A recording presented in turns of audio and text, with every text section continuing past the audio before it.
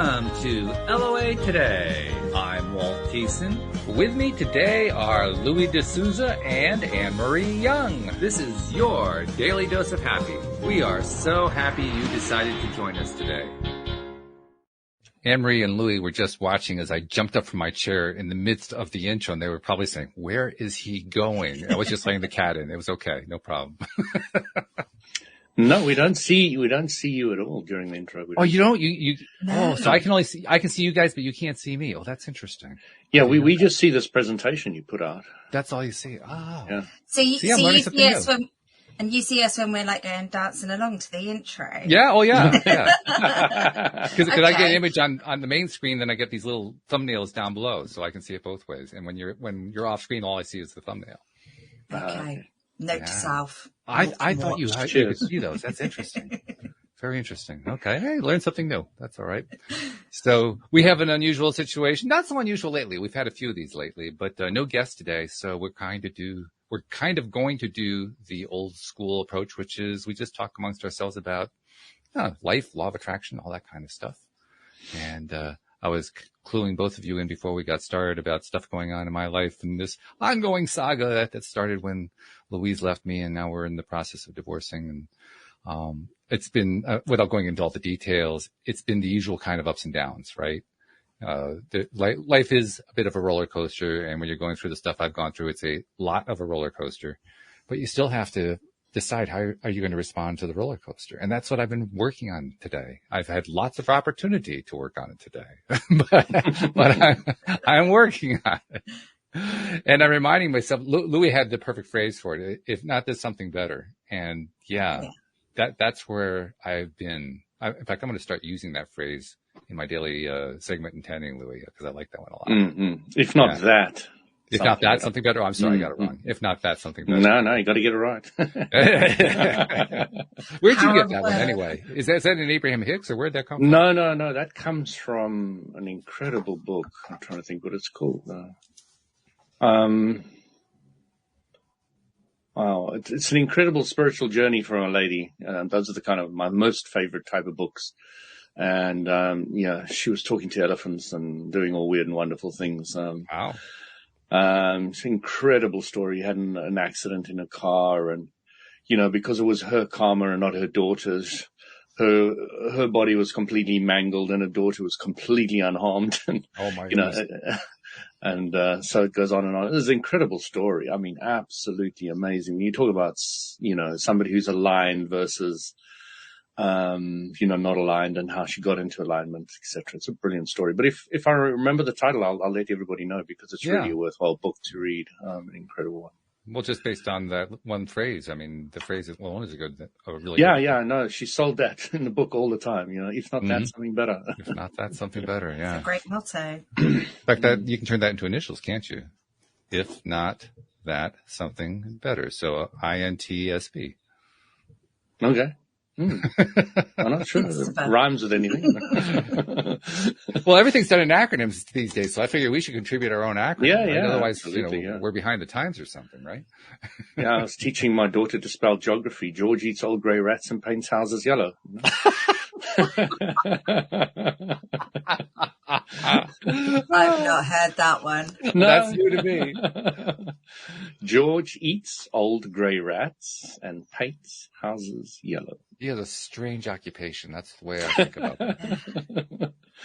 I have one for necessary. Never eat salmon sandwiches. I can't remember what it is now. Eat cake and, I can't remember.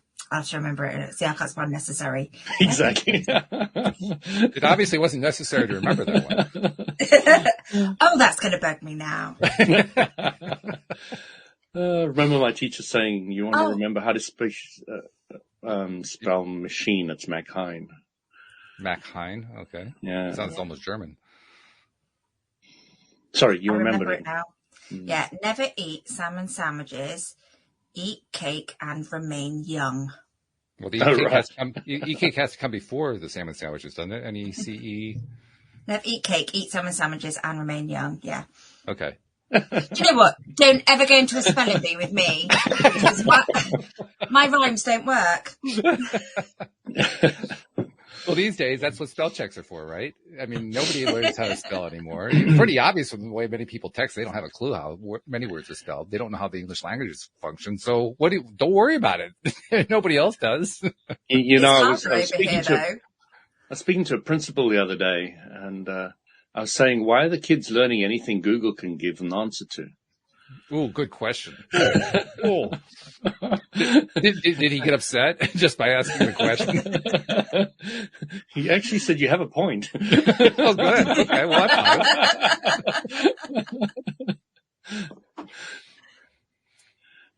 fine. So then I said, then you really have to start thinking, what should you teach your kids?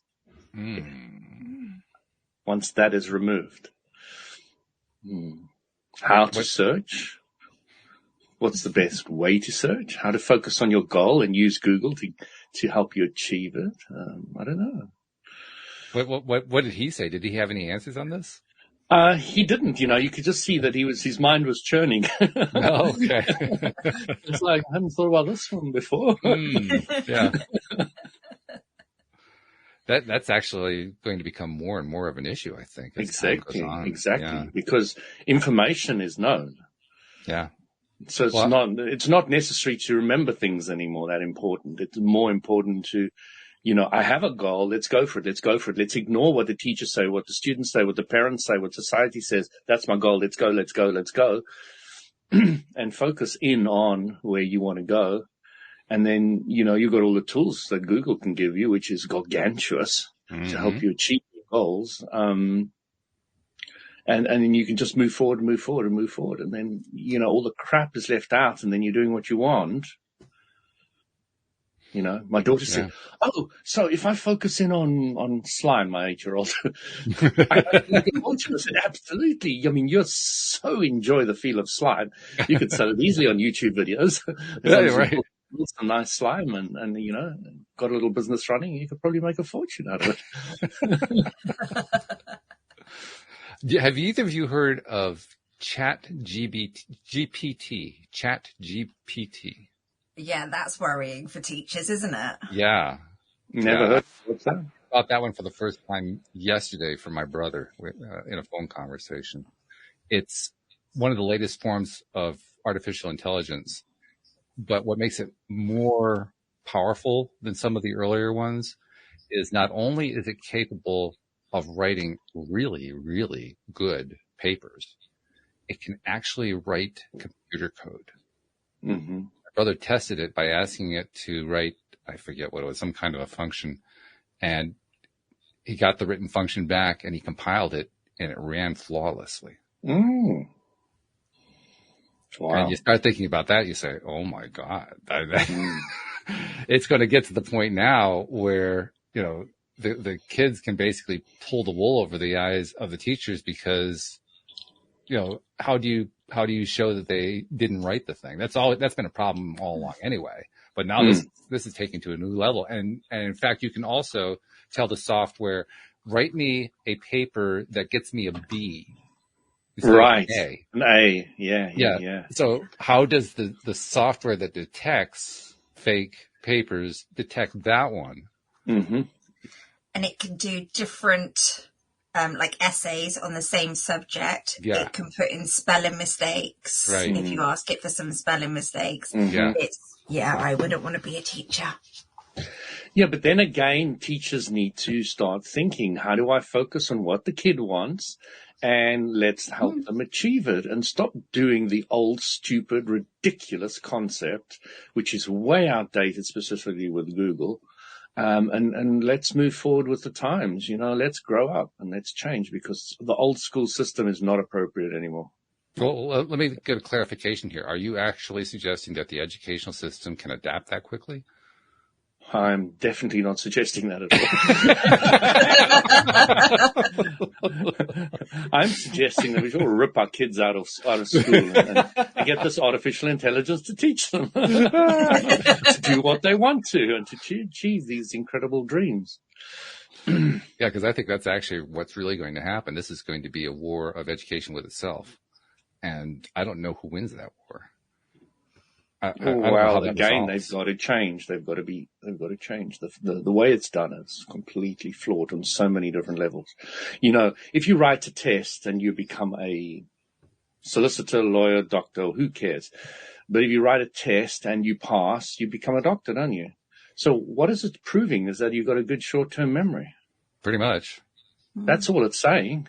But that's the age we currently live in. It's the age of certification. You want to go get but certification is based on short-term memory. How good is your short-term memory? And that is not make a good doctor, a good lawyer, a good anything. But it's how the entire economy is built, is my point. The entire corporate structure it's completely flawed. Yeah. Oh, yeah.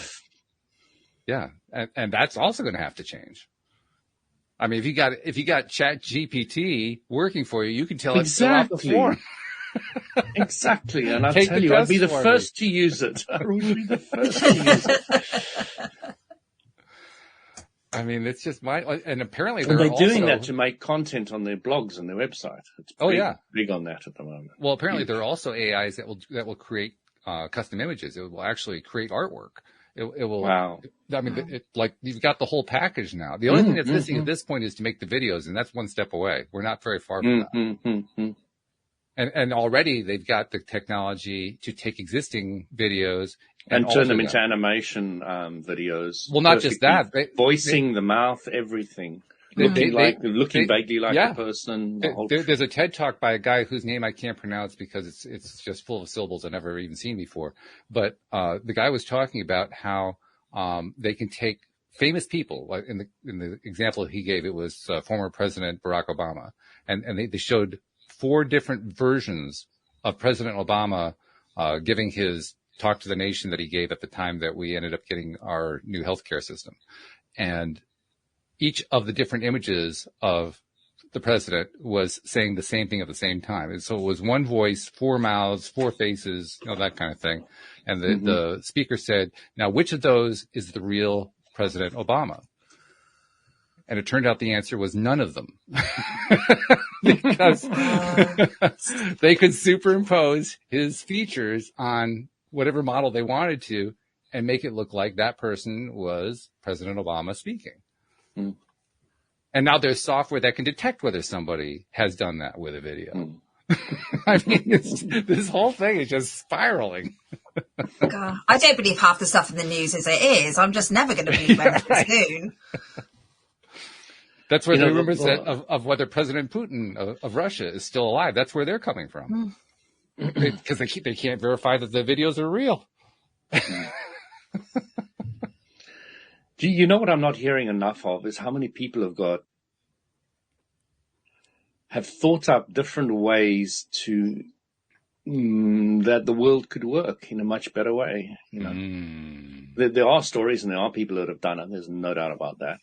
But you need to start hearing a lot more of those kind of people who come up with their individual ideas. Like, you know, doctors should be there to have 100 people under them, and they should make sure they remain healthy. And that is how it should go. It shouldn't be that when they get sick, then they start fixing them up. You know, you can have a kind of backup scenario sitting in the background. But once you've got doctors that are making sure their patients are all remaining well, then you're going to get far less sick people, you know. It's true. We had a number of doctors on the show this past year. I think we had like 10 or 11 doctors on the show. And each one of them acknowledged that the healthcare system as it is right now is broken. And every one of them had taken steps to start stepping away from the mainstream for that very reason. Because, I mean, literally right now, the way things are going, the only kind of medicine you can ethically practice according to the mainstream is according to a model that's 80 to 100 years old and completely out of date. It just doesn't even match the current level of medical knowledge, let alone common sense. Exactly. I mean, why is it that healthcare centers are called healthcare centers when they're full of sick people?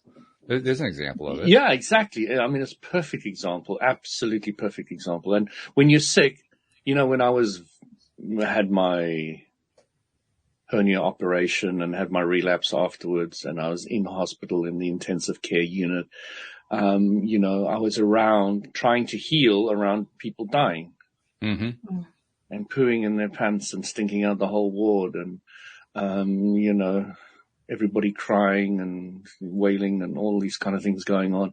That's not an environment to heal in. Not really. Not an environment to heal in. I'm sorry. No. And most of our hospitals are now housing people who just need the social care assistance and just can't get it. Mm-hmm. So they're staying in hospital. So they go to the hospital. They don't need to be there because there's no social care system. Yeah. Yeah. It's a little different from the way it is in the U.S., but we have our own problems. So I'm not going to comment on it. We got plenty going on over here. And it's not just the U.S. and the U.K. I mean, this is going on not just in Western countries. It's even worse in many Eastern countries. I mean, it's global. It's going on everywhere. And I think ultimately it's got to shake itself out differently because it's not going to have any choice. And when the system starts to fall apart, that it doesn't even satisfy the people who it's supposed to be serving, how does that lead to a continuation of the same so-called positive results? And is it a bit like what you mentioned earlier? Is it going through a bit of a shitty period, but the best is yet to come? Well, yes. The best shit is yet to come. Is that what you say? I think I like, if not that, something better. I think I'll stick with that one. It's only because I can remember it. Well, it's a little more happy. It's a little more, positive. A little more affirmative. I started a meetup group in which I'm trying to do various vibration rising or raising activities. Yeah, that's easy to say. And I've done a couple events so far. And interesting, the people that I've been drawing to them, I shouldn't be really surprised about this, but most of them are people who are quite depressed and are looking, they recognize that they need a vibration raise. Mm-hmm. And I like, wow, that's pretty cool. So I'm experimenting with it at this point. And any listeners, by the way, who want to join up, I've got links in all the latest episodes. So just look at I think I joined, but I didn't get any anything more from the group once I joined. Nothing saying, hey, there's an event here. Anyway. It's probably dependent on what your notification settings are in meetup.com. If you got those turned off, you won't get anything. Okay. Yeah. Okay. Yeah, I think I pressed your link as well. And I don't think it went through properly, so I'll double check. But, in the last, 2 weeks or so since I started it, we got about 55 members. So that's good. And we've been averaging 4 to 8 people to the events. So that's good. Nice. Yeah. It's a good start. And it's also, it's kind of like the podcast for me, because I do the podcast in part because of how it helps me with my vibration. And I'm finding the same thing with doing the meetup group, even though I'm getting yes, this is really interesting. Like yesterday was the most recent one, and we were just doing a rampage of appreciation, just going round and round and round. And ultimately I had 5 people who came in. The fifth one who came in was one of these video bombers who came in and started just showing some porn. So we had to knock that person out. There was another person who came in with a false identity, and he wasn't doing anything like that. But the interesting thing was I treated him like part of the group. And by the end, he was saying, well, I'm not really so-and-so, and I'm not really from Antarctica, and I'm actually so-and-so from Boston, Massachusetts. I mean, he was actually buying into what we were talking about. So a video bomber came in and kind of got turned just by being a participant in a vibration raising group. I mean, that was pretty cool. Absolutely. That's amazing. Yeah, yeah. But No, go ahead. Sorry, I just wondered what this meetup is. Oh, I call it. You don't know what the application. You never heard of No, Meetup. I've never heard of it. Oh, Meetup is a local group thing. Yeah, it's a website that helps people find activities going on in their own area, or in this case, online. Yeah, Okay. It can be both, but yeah. Oh, thanks, guys. Like Brighton Philosophy Group, they often have these online things, and also I can pop down to Brighton and go sit and chat to them personally. Right. That's when I was in that philosophy phase of mine. Yeah. But I never really, I went to a few of the online ones and I got so bored. I started to say some of my stories like I used to. Oh, we're not having that new age crap here. Oh, okay. We're not turning this into one of those happy clappy. Yeah. And everybody's saying, but he's really interesting. And I was like, yeah, right. You can keep your group. Yeah. Well, it does show And I that got so bored with it. I did really try to listen to it. the groups are definitely driven by the strengths and weaknesses of the people who organize them. There's no doubt about that. Yeah. They're leader-centric. Yeah. Yeah. So the thing I would say to your group, Walt, is you guys are aware that there's only two ways anybody can be hurt. What are they? I'd open that to the group. I open it to you guys. What are they? There's only two ways that people can be heard. Hurt. H-U-R-T. Oh, hurt. Oh. I was going to say, I thought you said heard. Communication's really gotten closed down here. This is really something. So what are they? There's only two ways anybody can be hurt. Well, one is when you basically decide that you're hurt. I mean, And which way is that? It's hard. It's If you hard to break even it say down there's a to second some- one at that point. So the answer really is physically and mentally. It'll make sense when I tell you. I see. Okay. All right. Okay. There is no other way. Now, if you hurt physically, there's a whole structure in place. There's police, there's doctors, there's psychologists, there's lawyers. There's a whole system in place. Okay, physically. Now, psychologically, who hurts you? Ultimately. Well, not so much who hurt you, but who decides that you're hurt is the way I look at it. So you decide if somebody's hurt You decide somebody's hurt you if it's me. Yeah. Yeah. So, therefore, you could choose otherwise, couldn't you? Absolutely. Yeah. Yeah. So, which way are people hurt mostly out of those two? Out of mental and physical? Yes. Mentally, I'd say. I think even when they're hurt physically, they're still hurt mentally. I think it works. Mental applies to all of them, I think. Okay, I agree. But if you just take the two and separate them, which one are most people hurt by most of the time? I would say mentally. By far, probably 99.999%. Well, maybe not that much, but certainly much more. Yeah, pretty much. So the bottom line is the only reason you're feeling hurt or anything like that is because you choose to. Yeah. And if you can get people to get to that stage, you can get them to empower themselves. Oh, yeah. Yeah. But they need to understand that breakdown. But the other thing I always think about is where are they at right now? It's kind of like trying to go from depression to joy in one leap. You really can't do that. So you have to kind of, lead them massage through. them up. Here's how you get there, one step at a time. Mm-hmm. Like, for instance, in yesterday's meeting, one of the participants, when we were going through our rounds of, what can we come up with to appreciate that's going on in our lives, she made reference to the fact that she had recently broken up with a narcissistic boyfriend and that he was one in a series of narcissistic boyfriends. And I pointed out to her, congratulations, you figured that out. You identified that they were all narcissists. And she kind of dismissed it at first. So I hammered the point home and she was kind of, getting pink in the cheeks and so forth. Like, yeah, thank you. I appreciate that. But that's an example of what I'm talking about. She took one step there. Now there are a bunch of more steps to take after that one, but by taking that step and really appreciating it and championing it and saying, wow, yeah, I did a great thing there. Now you make it possible to take what the next step is, which can be almost any step at that point, really. You know what I'd like to point out to that person? I'd say, do you know why you keep on getting narcissists? And they'll say, maybe yes, maybe no. More than likely no. And you just say to them, that's an incredible thing. It's called the universal law of attraction.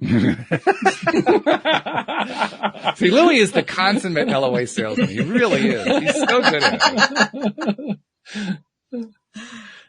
And then they'll say, what's the universal law of attraction? So, I'm so glad you asked. Are you sitting comfortably? That's right. Yes. Oh, I can have fun with that one. I'm sure you do. Yeah, that's good. I was thinking actually that for this person, the next step for her, since she has identified that she has this pattern, is to recognize what the common denominator of the pattern is, which is, it's kind of like a hard next step to take. What, the universal law of attraction? Well, okay. Yeah, that's like 4 or 5 steps now. But the basic one is that she's the one who's doing the attracting each time. That's the fundamental part of it. And I heard the word attracting there. Yeah, I like it. Louis so predictable in a way I love. Just so predictable. It's great. You can always count on him. That's really good stuff. But yeah, I agree. Obviously, it's the law of attraction in action and how people are interacting with it and leveraging it in ways they didn't even know about. As I know from personal experience, it's very easy to do. But yeah, we want to learn and understand and develop and gain enlightenment. I'm not sure about that phrase after all this time. I still have trouble with it. Because I don't feel like a light bulb. I don't. You mean realize you always were enlightened? Something like that. Yeah. I mean, do you know what, Walt? That was really weird because your face just lit up with a bit of light then when you said you're not a light bulb. It just lit. That was so weird. I'm not a light bulb. Boof. Okay, so the universe is going to make a liar out of me. I got it.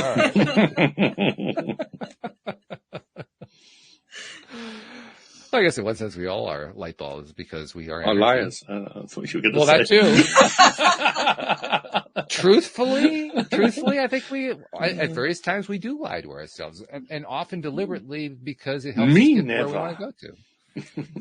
Well, hardly ever. I'm just lying to you. Don't worry. Reminds me of a Star Trek episode where they had a computer that was like taking over in the episode, and so Commander Spock says, "Computer, I have a program for you. Listen to me very carefully. I am lying to you." And the computer is trying to process that and interpret it and understand.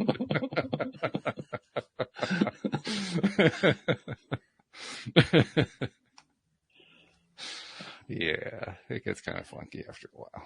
Could also say to the computer, answer the question, what is the answer to life, the universe, and everything? Well, then you have to bring Douglas Adams into it. I know. They couldn't do that one, could they? Not on Star Trek. Douglas Adams on Star Trek. That would be interesting. Yeah. Talk about going where no man had gone before.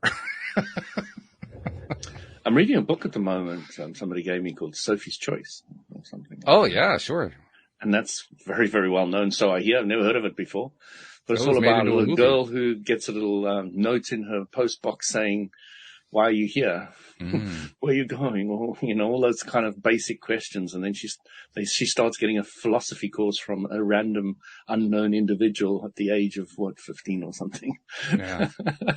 And she starts thinking about life and where she's going. She starts getting exactly like I was, bored at school and like, why are they teaching me maths, history, biology, science, and I don't know who I am and what I'm doing here. And I so related with that. It's getting your priorities straight is really what that is. Absolutely, yeah. And the person was trying to say, I want you to be one of those excited people like a kid, everything's exciting and new and big. But when you get older, it's another train, another car, another elephant, another, you just get blasé about things. And some people live in unusual places where they have cars and elephants passing by all the time. So I can see why that becomes blasé. But still, you can become, my mentor always said to me, wake up in your room and see your walls and your curtains new every morning, something new every morning. And that's the kind of concept that you're looking to achieve as an old and boring person. No, I don't. I have no interest in being an old, boring person. I mean, old, interesting. Okay, I can go with that. But who wants to be old and boring? I mean, I think a lot of people are lonely because they don't think the old people don't think that they have any value left to give to society anymore. Not just old people. Such a shame. Yeah. I was experiencing that with people who were visiting the meetup yesterday and the one that I've had the week before. People who they acknowledged they were depressed and they weren't old. They were definitely in their 30s for the most part, maybe one in the 40s. Yeah. So did I tell you I did a Rotary talk about myself? Oh, you said you were going to do it, but I never heard the results. What happened? Yeah, I mean, I had tremendous feedback from it all. I mean, somebody was saying, I don't often say this, but that was a tremendous talk. Nice. Fantastic. And, oh, I've done martial arts. Oh, I've done yoga. Oh, and people could start relating to me. And I wish I'd done this a year ago when I started, but they never had a slot for me. So, I managed to talk about soil. So they did have a slot, but they didn't think about pinning me in for, the talk. But I think it's really opened them up to knowing who I am, That's beautiful. And I think it's really important. I'm getting a lot of, links in now to the soil thing. So I've gotten to UK Rotary environmental group, and I did an online talk to them, and now they're feeding me into other groups and other groups and other groups. And I'm going into even bigger Rotary groups, international environmental groups, SRA, etc. So I'm going to be talking to them as well. But the thing that really surprised me... So this is the beginning of a speaking tour then? Yeah, Sounds exactly. like it. Yeah. And they were saying to me, which surprised the hell out of me, that the Southern UK local environmental Rotary group did not know that soil was an issue. They were clueless. Really? Saying, I'm so glad that you're now aware of it, Wow. And, they were saying, wow, this is like something we didn't know. And then they were clueless about the Safe Soil group and how they've almost touched 4 billion people now. Have they? Wow, that's half the population of the planet. It's half the population of the planet, which is gargantuous. I mean, they're in the policies in the House of Commons and House of Lords now. They're talking about soil. And I just want to know who's counting them, though. I mean, that's a lot of people to count. Well, they done it all through social media, so they've counted it through that. Okay. And obviously in the ground, I've got some figures, but I don't think they'll be anywhere near the other ones. So they've really pushed the social media, the Twitter, the Instagram, Facebook, etc. They've really pushed that. And the youth are very familiar and common with it, and it is a youthful organization. They must be TikToking too then. TikToking too. Yeah, the TikTok app, the TikTok social media. Oh, yeah. TikTok, yeah, everything. So, it's really interesting how it's all worked. I mean, Sadhguru's YouTube videos every year, there's almost, I don't know, what's it, 1 billion or something, 1 billion views in 1 year, the videos that he puts out in a year, which is gargantuous, Yeah. It's off the charts. So, I made them aware of the incredible relationships that could happen between a very organized,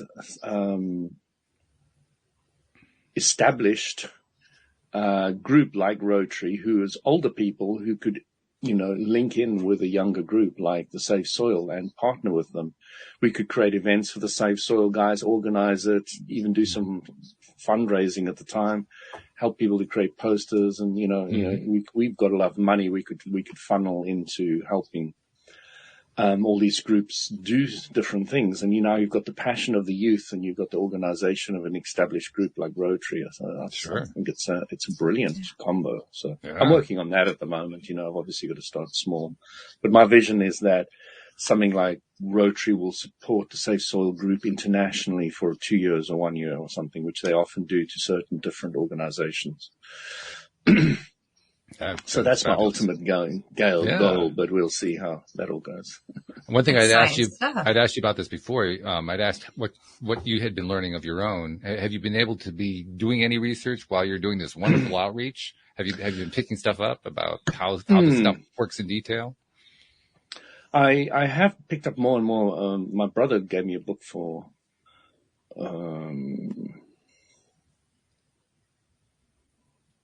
my birthday. No, for Christmas. For Christmas he gave me a book all about the farmers and how they're doing regenerative farming from a farmer's perspective. And that really started enlightening me about the way they're handling it and the way they're struggling with it and the way they're looking at it, because I wanted a farmer's perspective. Right. So I'm not finished the book yet because it's made out of paper and I'm not quite sure how to use them anymore. Anne-Marie, I think he just called us old fogies.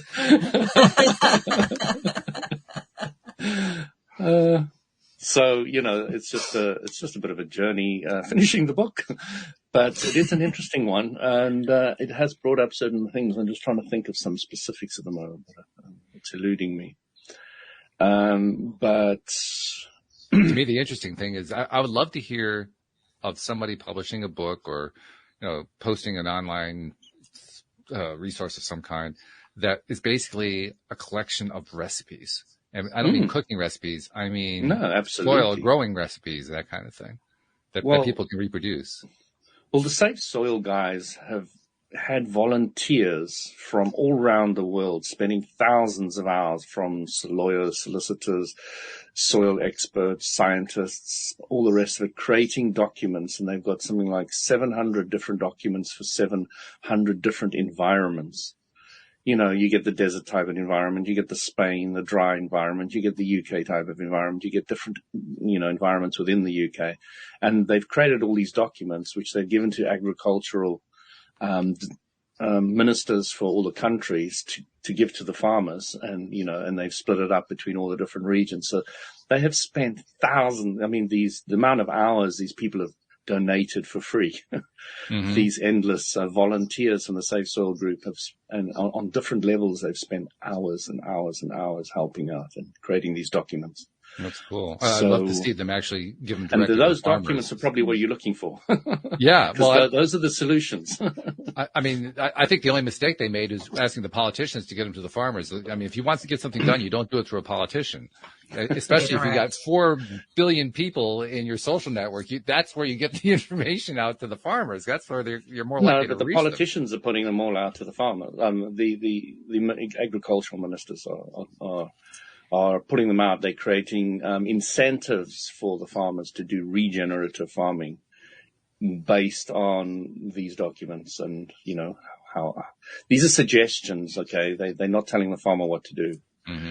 These are just suggestions that, if you do this, that'll happen. If you do this, and then in this environment, that'll happen. And, and this will reduce the need for fertilizer, and this will improve the soil of this mineral. And, and so it goes on and on and on. They've got a huge amount of information of what plants work together and all the rest of it. And they've proved, that organic type farming or regenerative farming can improve their yield up to 800%. How much money they make every month.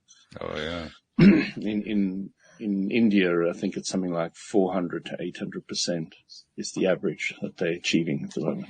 And that's going to be big in India because I believe the prediction is that they're going to become the number one population this year, exceeding China. Yeah. So they do have a lot of issues out there. Yeah. But or they can introduce these kinds of methods and treatments and so forth, the approaches to growing food, the better for them. I mean, that's just going, they need it. They need to support this population that is in many ways having a hard time surviving, as it has been doing for decades. They somehow managed to keep surviving, but barely. Yeah, they're an incredible nation, really. I mean, the amount of people they've got, and the amount of space, and how they do everything with all their holes in their roads and etc. It's an interesting world out there. I'm dying to get out to India. Something's really driving me to go to India now. Yeah. How come? Well, my ancestry is Gora, so I want to go and just see India. And of course, it's where all the gurus are, and I'm a big guru fan. This is true. You're the guru master here on Alloway today. So what's stopping you? Yeah, that's a good question. What's stopping me is my priorities. My priority is first family, of course. Then my passions, and then traveling. And I'd love to do it with my family, So we need to create time, place, and I don't want to go for a short period. I want to go for an extended period. Like how long? 6 months, maybe. Ooh, really extended. Okay. And, you can't pull your kids out of school for that long and do that. No. You can, but it's not that easy. But, if your kids are doing well at school and they've always been performing well and they can see the benefit of it, they sometimes allow these kind of things. So otherwise they just say, I'm taking them homeschooling, and they can do nothing. You just rip them out. There's AI out there now that can help them catch up quite easily. Exactly.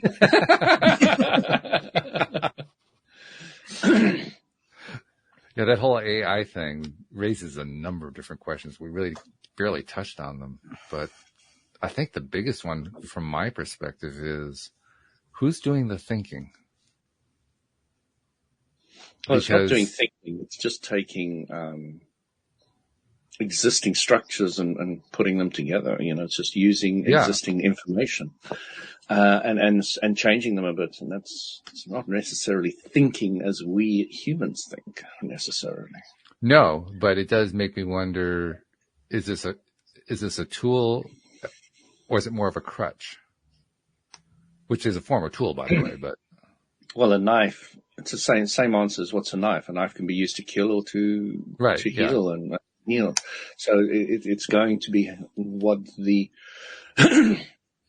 what the vision of the want of the individual is, and that's going to dictate to, is it going to be, something that's going to diminish or increase the world as a whole?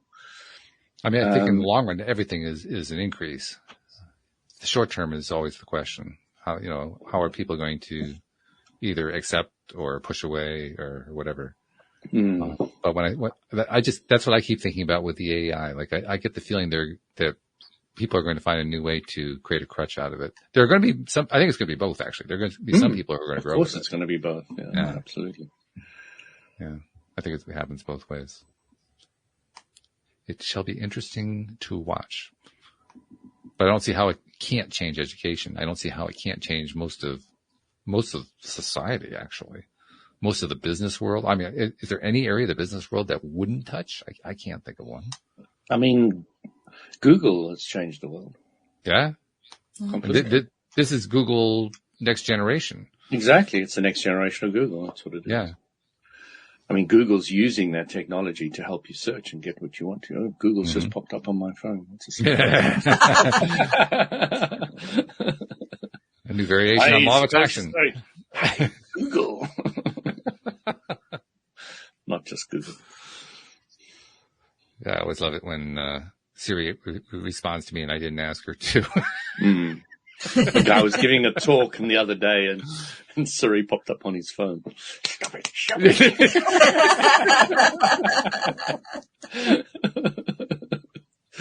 Oh, it was funny. Yeah, this technology is fun. I love it when Siri comes up and says, I do not understand that. And my kids have just asked me a question. And I'm like, no, me neither. That makes two of us.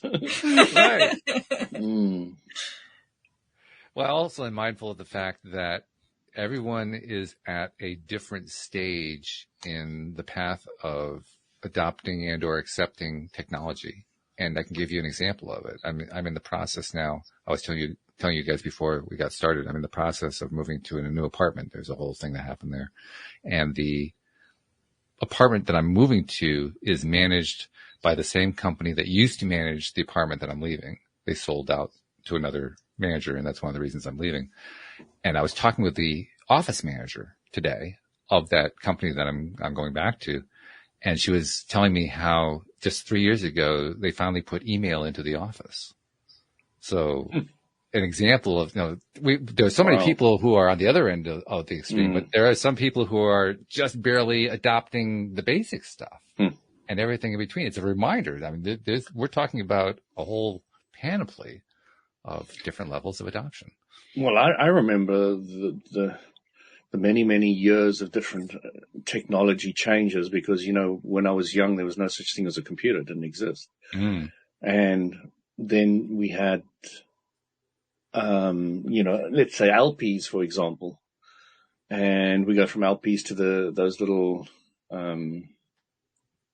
tapes, tape decks. Right. And, the update, the 8 tracks. The uptake on that was very slow.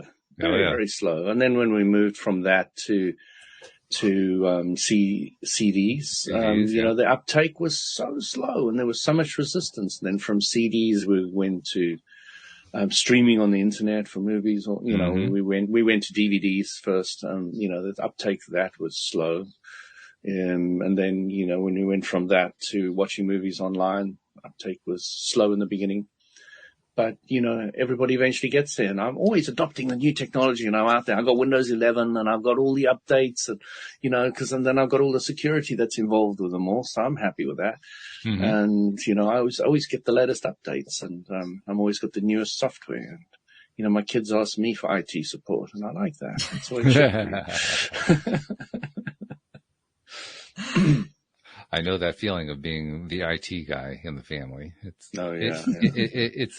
a good thing. And I used to suffer it, but once I go into all spiritual, I kind of thought, oh, I can't ask him to help me on that. Why not? Oh, everybody thinks they know their own way, isn't it? So you just leave them to it. But when it came to IT, they didn't know, and they did want my help all the time. So, even though I've still got the knowledge, they don't bother me with it that much anymore. They kind of think I've moved on. I've still got all that knowledge. Or maybe they've also learned enough that they can. Yeah, this is true. They have. A lot of them have learned a lot. Yeah. I know my brother knows more about social media than I ever know. But he still doesn't know how to build a machine.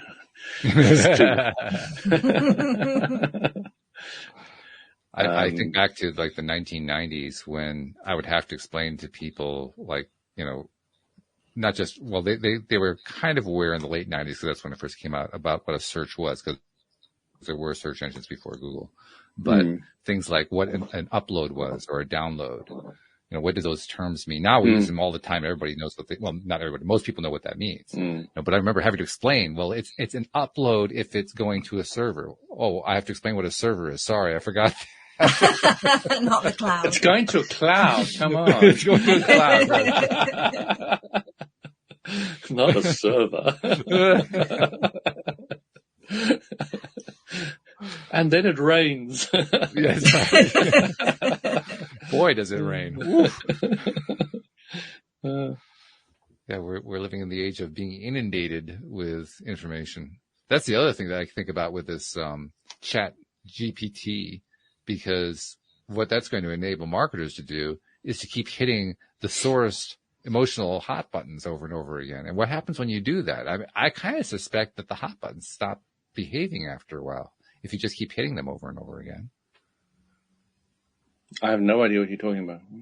Well, marketers are always interested in trying to appeal to people based on emotion tied to what they perceive that person's need to be. I mean, that's the basic idea behind the way most marketing is done. So I call that hitting the hot button, right? Pushing the person's button, so to speak. And the modern approach has gotten better and better at doing that, with the AI being thrown in, where they can always hit the hot button because they ask the software, give me something that really hits the marketing target emotionally perfectly every time. Well, that means that people are constantly being hit on their emotional hot button. And so I asked myself, what happens when people keep getting hit on their emotional hot button? I kind of suspect that they become numb to it after a while. I think I'd just turn my computer off and electronics off and just be back out in nature. That would drive me insane. Well, there's a huge amount of people that are pulling away from Twitter and Facebook and all those gargantuous proportions, gargantuous. And one thing that I think will do well, though, is Amazon. Yep. I definitely think they're not going to decline. Well, I mentioned TikTok. That's another one that is doing well. I mean, they're accelerating by leaps and bounds. And they're also TikTok is way past Facebook, I'm guessing, at this stage. Well, in terms of global usage, they haven't surpassed Facebook, but in terms of the growth curve is way ahead. Facebook way ahead. Yeah, so they'll catch up at some point. I use Facebook really. Somebody's birthday that I know and I want to mention, and I reach out, and I never see them any other way but on Facebook. And it's about the only thing I do. I put pictures out of my life and nobody even comments on them, so who cares,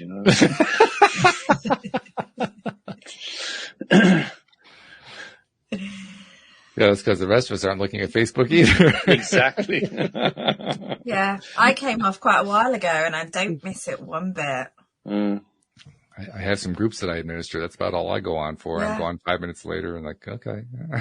But there's plenty of people interacting. It's not like they're not doing anything. Yeah. I mean, I must admit my woodwork group and I'm into solar energy groups and other things. They're quite useful. Even my Kia car group, it's quite useful to have at your fingertips these guys who know a lot about your car. Sure.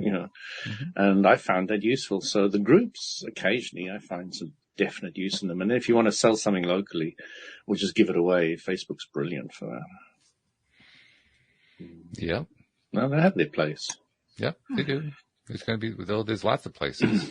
And I think the term that was used to me yesterday was the democratization of information, that there's now so many different ways that you can find your tribe. That's the phrase, right? You're always finding your tribe, that the market is segmenting it in so many different ways now that it's almost beyond count.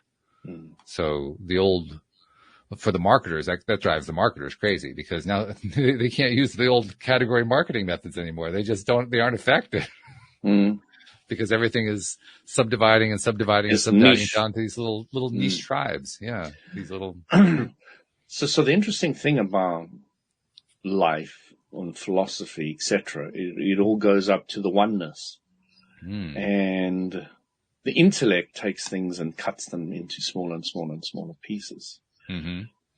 So you're kind of looking at some people wanting to go to the whole on the one, and some people wanting to go into the minutiae of life. And you misunderstand what's happening is that some people are using their mind to cut things up and to split them in, and looking into focusing on the little things. And then some people are really interested in focusing, more like me, into the oneness aspect. Yeah. So, you're going to get people who are doing both. And I end up doing both myself. I'm also some of the minutiae, these little groups I'm talking about, there are more specific and focused groups. And that's really life. You can find truth in the oneness of everything, or you can find it in the tiny, minuscule little atom, in the smallest thing possible. So you can find it in the what do they call it? The big and the small. There's words. The minimum and the maximum. I don't know what you're thinking. No. There's some nice words that go with that. Okay. Don't worry, I'll think about them. Actually, what you were describing sounded a lot like fractal mathematics. Oh, right. Okay. Right? No, thanks. I remember that from school. Yeah, because the fractal idea is like you have the tree, and then you have the leaf, and the leaf is shaped like the tree, and all that kind of stuff. It just shapes within shapes within shapes, systems within systems within systems. I mean, when I first looked at fractals on the computer, they just created these incredible vistas and shapes and things, and the lights bouncing off the balls and all the rest of it. You remember those fractals? Oh, I do, yeah. Yeah. And then they eventually said that they'll be able to take any picture and you'll be able to zoom into it, like millions of times, perfectly with no reduction of quality. And I've never seen them really perfect that yet. They have talked about it. They've got a ways to go, I think, on that, but that certainly is the direction that it's headed. Yeah. The challenge is what happens when you want to get down to a certain level of detail that, your basic small lens can't handle. Yeah. And the software can accentuate it to some degree, but there are even limits to that. You have to have the physical data to work with. Yeah. I mean, as soon as you start getting to atom level, I mean, what's that look like? From what I understand, you zoom in on the atom and what you find is energy. So good luck finding the protons, the neutrons, and the electrons. You won't see them. Yeah, that's always an odd thing too. So, Anne-Marie, tell us what's happening in your life. What's happening? Much the same. It's just family. Lovely. That sounds nice. It does.